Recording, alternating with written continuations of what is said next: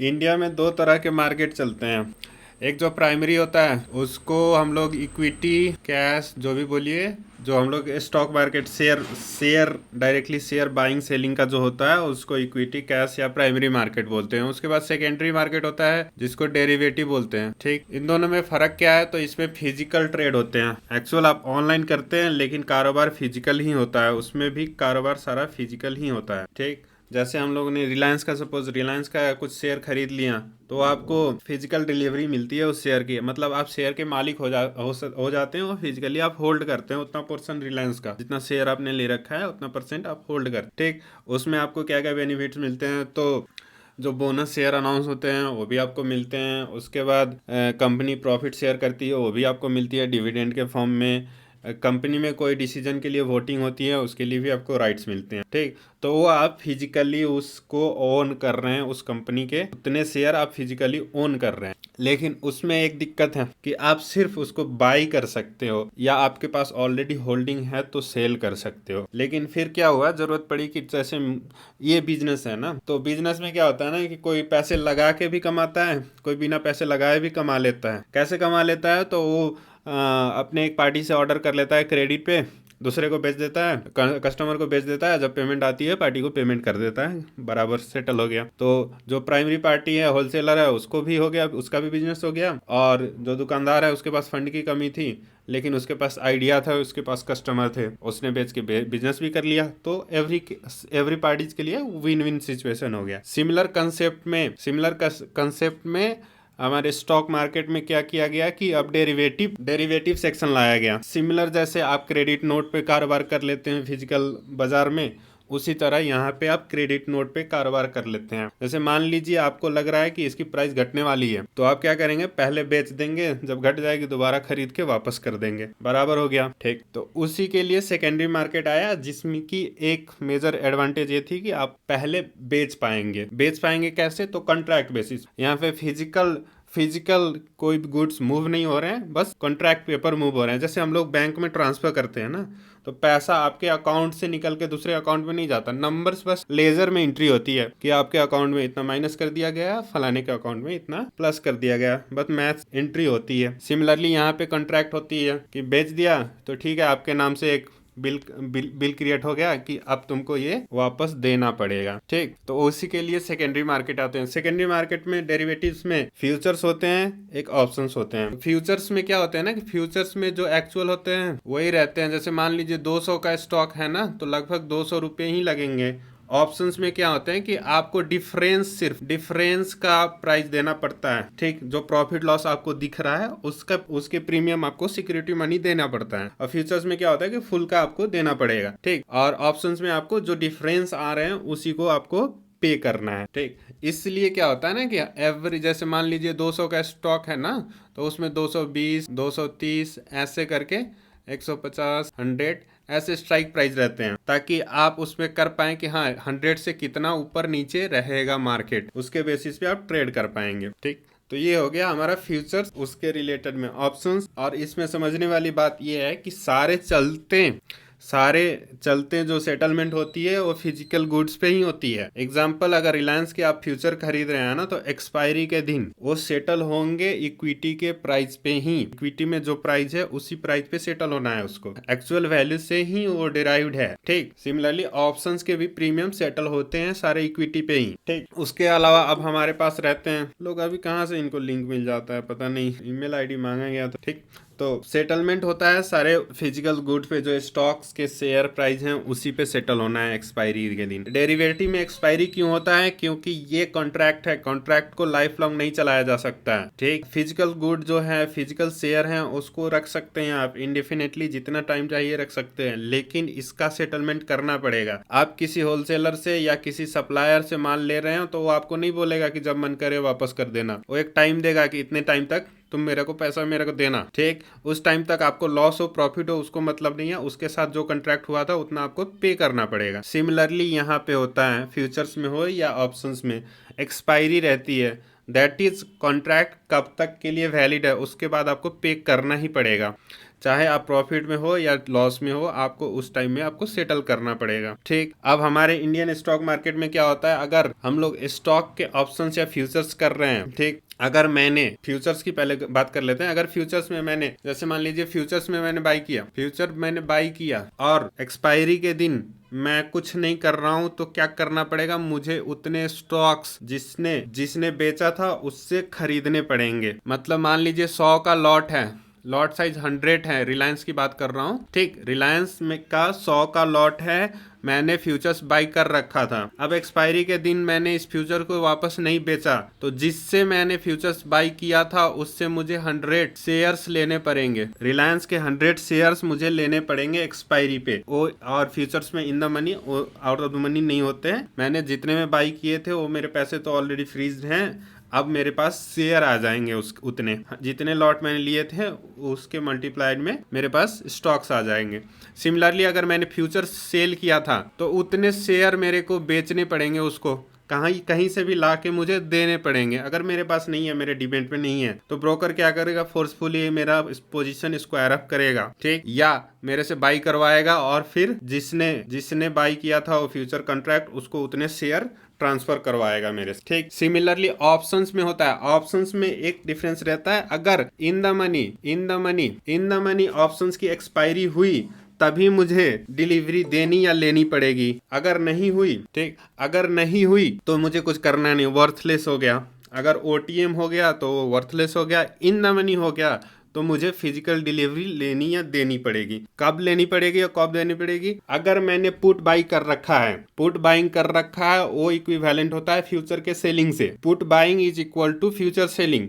तो put buying मैंने कर रखा है, सपोज 1 लॉट कर रखा है रिलायंस का, तो मुझे 100 शेयर्स उसको देने पड़ेंगे जिसने सेल किया था उसको देने पड़ेंगे।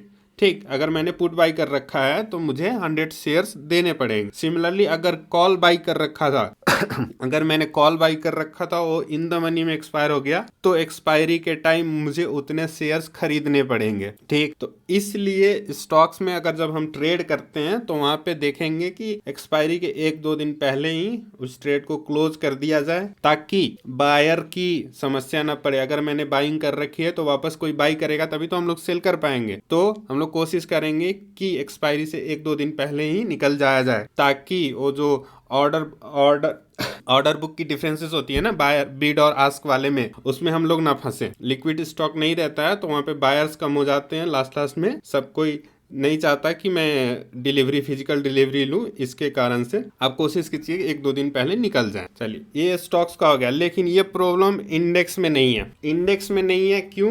क्योंकि इंडेक्स कोई फिजिकल है ही नहीं, इंडेक्स के शेयर होते ही नहीं है। उससे पहले चलिए समझते हैं इंडेक्स क्या होता है। तो इंडेक्स देखिए, जैसे इंडेक्स हमारे पास क्या क्या है, सबसे मेजर जो फेवरेट है हमारा इंडेक्स निफ्टी है। ठीक, उसके साथ bank Nifty, fin Nifty and mid cap Nifty, fin Nifty, mid cap Nifty, और मिड कैप निफ्टी के साथ सेंसेक्स, बैंकेक्स, बहुत सारे इंडेक्स है ना। वो क्या होते हैं, वो सारे होते हैं डिराइव्ड होते हैं, क्या ग्रुप होते हैं एक्चुअली में। वो जैसे निफ्टी का एग्जांपल ले लेते हैं, समझने में आसानी रहेगा। निफ्टी क्या है ना, निफ्टी एनएससी पे लिस्टेड टॉप 50 स्टॉक्स की वेटेज एवरेज है। वेटेड एवरेज का मतलब क्या हुआ कि मार्केट कैप जितना जिसका है उसके हिसाब से उसकी वेटेज रहती है। जैसे अभी हमारे निफ्टी में सबसे ज्यादा वेटेज एचडीएफसी की है, रिलायंस की है। वैसे 7-8 मेजर हैं जिनके वेटेज बहुत ज्यादा हैं, बाकी के थोड़े थोड़े हैं। तो वो क्यों है? क्योंकि वो बड़ी कंपनी है। बड़ी कंपनी किस मामले में है, तो मार्केट कैप के हिसाब से वो बड़ी कंपनी है, इसके कारण से उसके वेटेज ज़्यादा हैं। ठीक, अब देखिए क्या होता है। सपोज कीजिए रिलायंस का 50% का वेटेज है, 50% का वेटेज है रिलायंस का। रिलायंस की वेटेज 50% है तो निफ्टी में, तो अगर ये रिलायंस 1% मूव करता है तो हमारा इंडेक्स कितने परसेंट मूव करेगा? इंडेक्स 0.5% मूव करेगा। इसकी 1% इक्वल्स टू क्या हो गया? 50% करेंगे तो 0.5%। तो रिलायंस अगर 1% मूव करता है, ये 10 रुपया हो या 1000 रुपया, डजंट मैटर, परसेंटेज में हम लोग देखेंगे, क्योंकि वेटेज में परसेंटेज ही यूज होता है। 1% अगर मूव किया तो इंडेक्स आपका 0.5% से मूव करेगा। ठीक, ये नंबर्स में हम लोग नहीं कर सकते हैं। एग्जाम्पल क्या होता है कि निफ्टी 20 पॉइंट्स मूव कर रही है ना, तो सेंसेक्स क्या करेगा, ये 100 पॉइंट्स के आसपास मूव कर जाती है। क्यों? क्योंकि इसके वैल्यू ज्यादा हैं, तो इसके परसेंटेज दोनों के बराबर है, दोनों के परसेंटेज बराबर है, परसेंटेज में दोनों का मूवमेंट सेम है, लेकिन जो नंबर्स है ना डिफरेंट किए कि ये 66,000 के आसपास चल रहा है और ये 20,000 के आसपास चल रहा है। ठीक, तो इसीलिए वेटेज अगर जिसका जितना है उसके हिसाब से, उसकी परसेंटेज के मूवमेंट के हिसाब से इंडेक्स हमारा मूव करता है। ठीक, अब निफ्टी में 50 स्टॉक्स हैं, 50 स्टॉक्स हैं। ठीक, अब ऐसा पॉसिबल नहीं है कि हम अगर इन द मनी हो गया तो 50 स्टॉक्स में से सबके परसेंटेज निकाल के हम लोग डिलीवरी लेते हैं या देते रहे। किसी का 0.1% होगा तो 0.1% शेयर तो होता ही नहीं है, वो क्रिप्टो में होता है। इंडेक्स में तो मिनिमम 1 होता है, मतलब हमारे एनएससी में तो मिनिमम 1 क्वांटिटी होता है। ठीक, तो इसकी फिजिकल सेटलमेंट पॉसिबल नहीं है। इसलिए ब्रोकर या एनएससी अगर आप नहीं कर रहे हैं, इंट्राडे नहीं है आपका पोजीशन, कैरी फॉरवर्ड वाला पोजीशन है, तो एनएससी आपको फोर्सफुली सेटल करेगा at a fair price. Fair price क्या होता है? जो क्लोजिंग होती है, जो इंडेक्स की क्लोजिंग होगी ठीक, इक्विटी में स्पॉट में जो क्लोजिंग होगी उसके बेसिस पे आपके फ्यूचर्स एंड ऑप्शंस के सेटलमेंट होंगे, उतने आपको पैसे मिलेंगे। अगर बाई कर रखा है, सेल कर रखा है, तो उतने पैसे आपको देने पड़ेंगे। इसलिए इंडेक्स, सारे इंडेक्स में फिजिकल सेटलमेंट नहीं होती है, ऑप्शंस में भी नहीं होती है, फ्यूचर्स में भी नहीं होती है, लेकिन इक्विटी में होती है। ठीक, अब इसी टॉपिक में थोड़ा कंटिन्यू करते हुए एमसीएक्स के बारे में देख लेते हैं। जैसे एनएससी में क्या था, एनएससी में स्पॉट का भी था, स्पॉट इक्विटी, इंडेक्स का स्पॉट, ठीक, इक्विटी सब चल रहे थे। लेकिन एमसीएक्स में क्या होता है, सिर्फ फ्यूचर्स चलते हैं एंड ऑप्शंस चलते हैं। इसमें जैसे क्रूड हो गया ना, क्रूड के मिनी वर्जन भी आते हैं, 10 का लॉट होता है, और जो नॉर्मल क्रूड रहता है उसका 100 का लॉट रहता है, और फ्यूचर्स चलते हैं और ऑप्शन चलते हैं। मिनी का ऑप्शन नहीं होता है, फ्यूचर्स होता है, ऑप्शंस नहीं होता है मिनी का। ठीक, अब देखिए फ्यूचर्स क्यों नहीं होता है। एग्जांपल, क्रूड में हम लोग क्या ट्रेड करते हैं, तो बैरल करते हैं, बैरल ऑफ ऑयल ट्रेड करते हैं। अब क्या ये पॉसिबल है कि बैरल लिया जाए? शेयर में तो था कि हाँ फिजिकली सेटल कर सकते हैं, उसको ले सकते हैं, शेयर लेके रख सकते हैं, लेकिन एक बैरल तेल क्या रख सकते हैं हम लोग? क्रूड ऑयल रख सकते हैं? नहीं रख सकते हैं। जिसके कारण से क्या होता है, इसके डेरिवेटिव्स ही ट्रेड होते हैं, बस सिर्फ डेरिवेटिव्स ट्रेड होते हैं, इसके स्पॉट ट्रेड नहीं होते हैं और इसकी इक्विटी ट्रेड नहीं होती है। ठीक, और सिमिलरली गोल्ड की भी नहीं होती है। क्यों? आप 10 किलो सोना घर पे रखोगे क्या? नहीं रखोगे ना। कौन आपको डिलीवरी करने आएगा? वो शेयर्स तो है तो पेपर पे आ जाते हैं, लेकिन सोना कैसे आएगा, चांदी कैसे आएगा, कॉपर कैसे आएगा? सोना तो चलो 1 किलो कोई नहीं खरीदेगा, कॉपर तो खरीद सकता है।